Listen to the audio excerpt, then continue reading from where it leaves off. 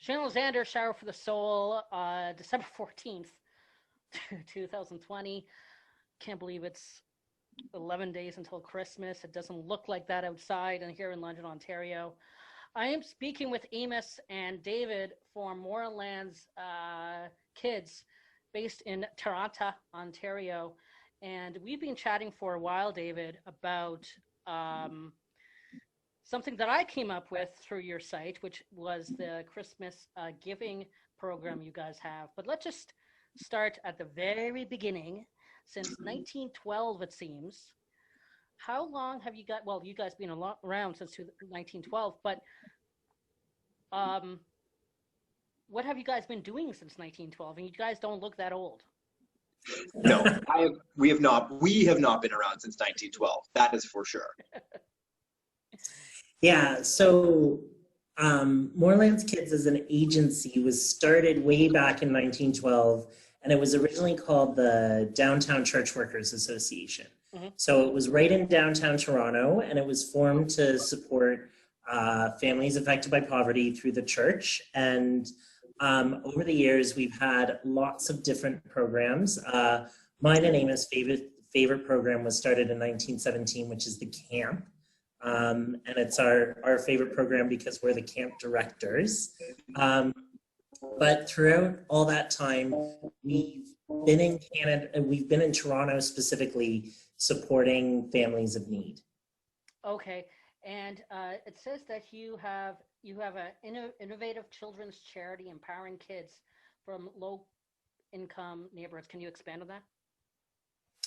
Yeah, definitely. And so we don't just provide programs that are a little bit of a leg up or a little bit of help. We're really focused on empowering, as we say in our vision statement, empowering kids to transform their lives. And what we're trying to do through all of the programs that we offer is develop the kids as leaders so that they can be a leader in their community, whether that community is just their households or them and their neighbors or their school or the larger community of the city of Toronto.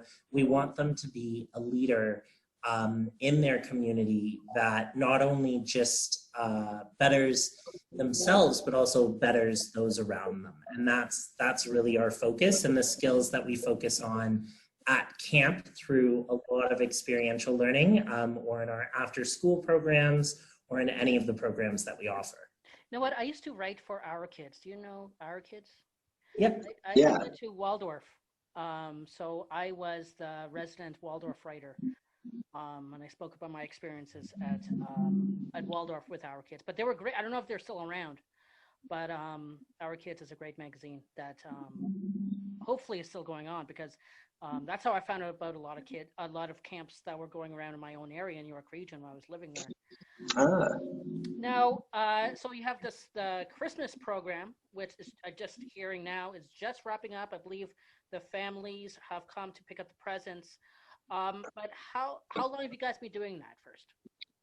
So, well, first of all, I want to say, nice cut in there with wrapping up the Christmas program. That was good. Yeah. So that program has been going on since actually, well, it's been going on for a ton of decades actually, and has looked very different across a few of those. Sort of back in the 70s, it actually looked like, because it was still very connected to churches at that point. And what would happen is families that we served would go into one of the churches for a nice meal, like a Christmas dinner kind of thing. And then Santa would come out and give a gift to all the kids that were there. And then throughout the years, that sort of looked very different in a couple of different ways. And really what it's boiled down to now is we have all of our families that come to and access our programs. They're potentially eligible for this program. And so that's who we serve with this. And what happens is they'll be adopted by individuals who are obviously amazing and incredible, like yourself. And, or there are some corporate donors who will also donate, like sort of, as we say, adopt a family. And what will happen is they'll get sort of a profile that gives them a little bit of basic information about the family and the kids that are in it. And what happens is we give, for each of the kids, our focus is to give sort of some hats and mitts, something to keep them warm, as well as something for them to do. So that's either like a hobby. So like a lot of them are into art or reading or writing or things like that. And so we'll give them something to do with that. So something to do, something to play with. So like a toy, action figures, whatever it is. And then we'll also give the family $25 per person in their family for sort of like a bit of a boost for money around Christmas for food. But it's the main idea is still to provide sort of like a really nice sort of holiday meal, because a lot of not all of our families celebrate Christmas, but there are lots of different holidays and opportunities, and it is very much the type and time of year. And so we support all of our families in that, regardless of sort of where they fall on Christmas or anything therein around that. Now with 2020, it could have gone either way. It could have gone, everyone's unemployed. I don't know if we're going to get families to do this this year, or there's businesses that are not in business and they're just not in the office to do this. Or it could have been like, you know what, 2020 has been hard enough. I realize how hard it could be. Let's get out there. So how was the reach this year? So that, it's exactly like you said, we really didn't know which it was going to be. At the beginning, we were really worried, because I think there's so much in flux all the time, week to week, day to day this year. And we were kind of worried at the beginning of, well, who knows, we'll see how many people, but we have just been absolutely blown away by people's generosity this year. People have reached out and people have said, you know what, we've been able to raise money. This is like, as an organization, they said we wanted to raise money to do a family, but we've raised enough and we can do more. What else can we do? How else can we support? And people's generosity has just poured out this year.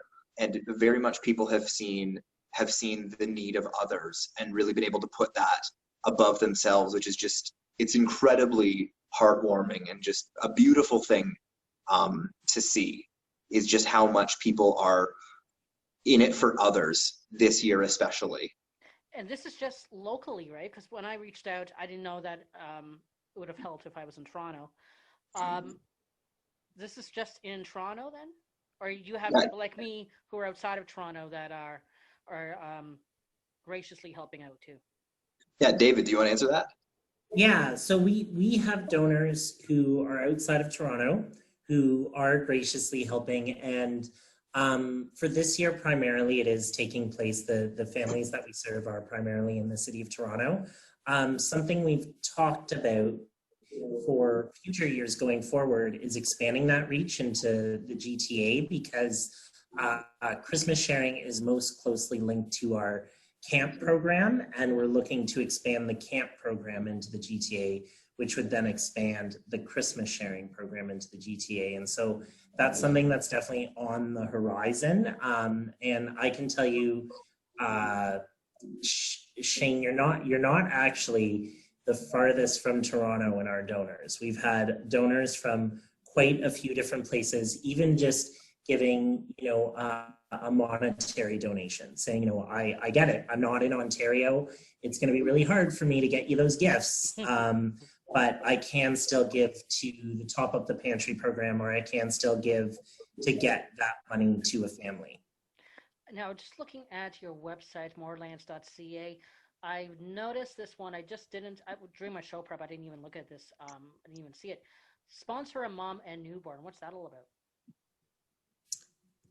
Yeah, so that's a part of Christmas sharing that we've added in to boost our baby bundles program. So one of the programs that Moorelands Kids runs is we provide a baby bundle to new moms, and it's to get them a really good start. It's got sleepers and creams and lots of different things that those parents need to get started. And something we found was around Christmas time, that's a really great time where people are looking to give donations to that program. So we have numerous agencies we partner with to distribute those baby bundles. We don't distribute them directly ourselves. Instead, we distribute them to an agency who distributes them throughout the year. Mm-hmm. And so with Christmas sharing, a lot of people are really into, you know, not just sponsoring a family to get gifts, but then also sponsoring a mom and a newborn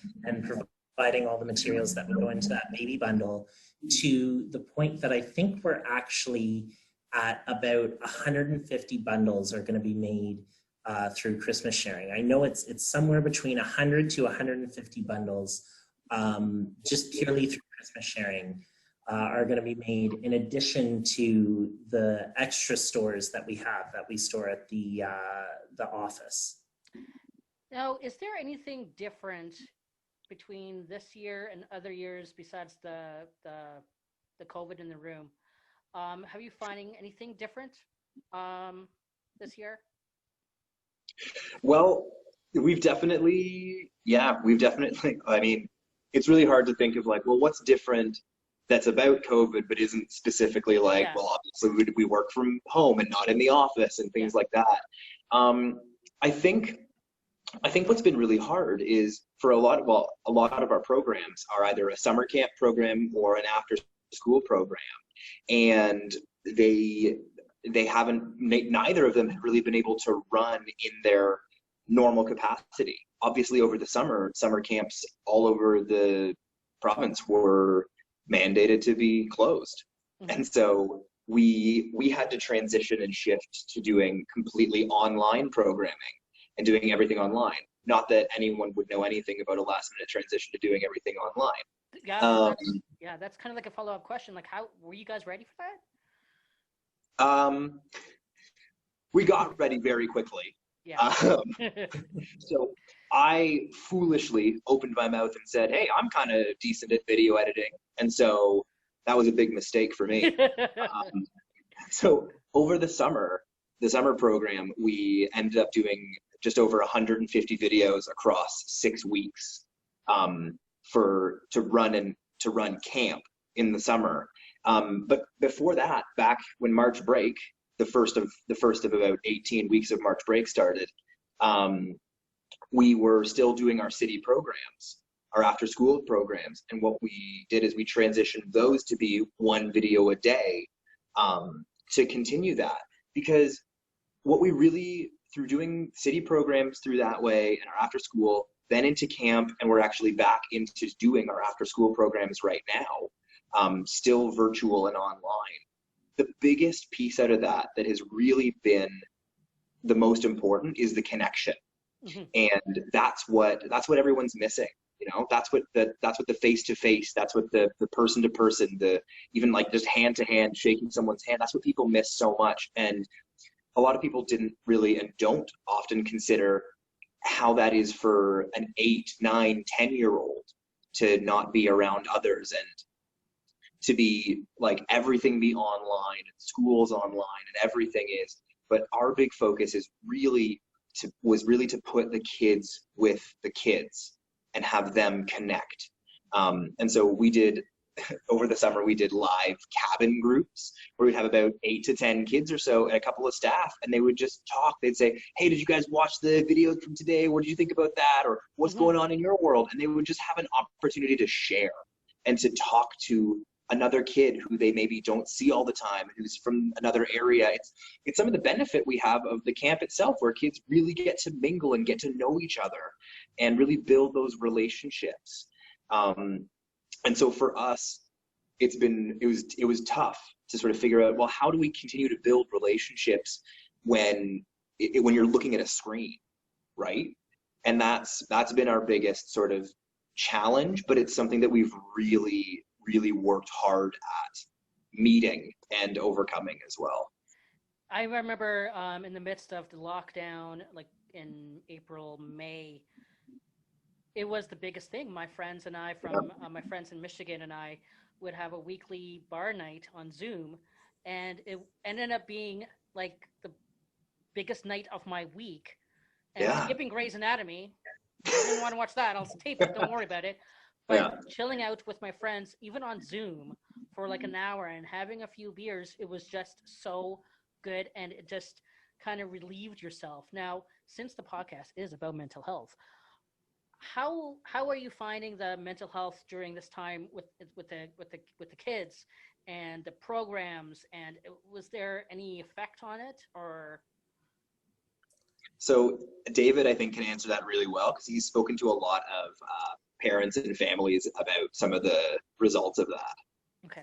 Yeah, I think one of the best quote to kind of summarize all that is we had a parent talk to us on the phone who said that pretty much before the summer program started, due to COVID, with their kids being home all the time, they felt like they lost their child.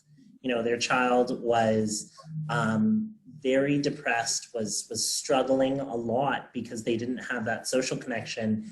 And within 24 hours of having that first cabin group time, they said they felt like they got their child back because suddenly their child was more positive, their child was more excited, there was an energy that they lost, and we're finding that with a lot of kids. You know, Amos and I are really lucky because the Christmas sharing program is also an opportunity for us to see the kids again as they're coming to pick up the gifts. And we've had quite a few of the kids get so excited to just see us, you know, because we're that connection to camp and to all their friends at camp that, you know, they're asking us, like, I had a really fun time on Zoom and I got to see all my friends and it was really great to see that. But I really want to be back at camp. Can I come back to camp this summer? And so, you know, kids are, it's really taking a toll on them. And I think when you think about, you know, the big question of should the schools be open or should they not be open, that social aspect for the kids, just for them to be able to see other kids, is really important to think about and really important to you know, take into account when it comes to children's mental health. You know, I'm not an expert. I'm not going to say one way or another what the right decision is. But we've definitely seen from the kids, you know, there's an energy that without the ability to make that connection, they lose, and it is really tough on them. You guys are doing a wonderful work, and it's Moorelands Kids out of Toronto, and you have a bunch of programs here. Moorelands.ca is the website, and you can also help them out by donating now from their website. There's volunteer jobs that are going on, and virtual programs, the camp, of course, and other ways to get involved.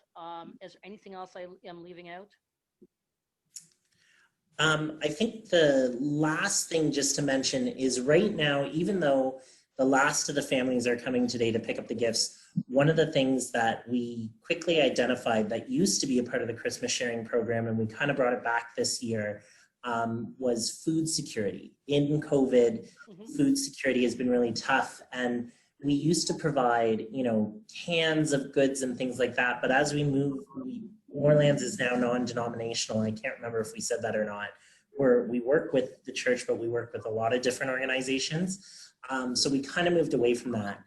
This year, we found that the families really needed that food security, and quite a few of them have talked to us about that. So even though the families have come to pick up the gifts, we are still taking donations through our website to the Top Up the Pantry program, which is going to be providing that food security in the form of gift cards to the families. And we've already raised close to $40,000, and we'd love to top that up even more to be able to send the families more, just even put some of those staples that we all take for granted into their pantry and give them a little bit of extra help. All right. Well, thank you guys for joining me. And once again, it's Moorelands Kids. You'll get all the links down below in the comment section. And thanks again. And yeah, let's keep in contact. If there's anything you need me to do throughout the year, just email me and let me know. Yeah. Thank you so much, Shane. It was great. Shane. I really enjoyed it. Thank you. Hang on one second, guys.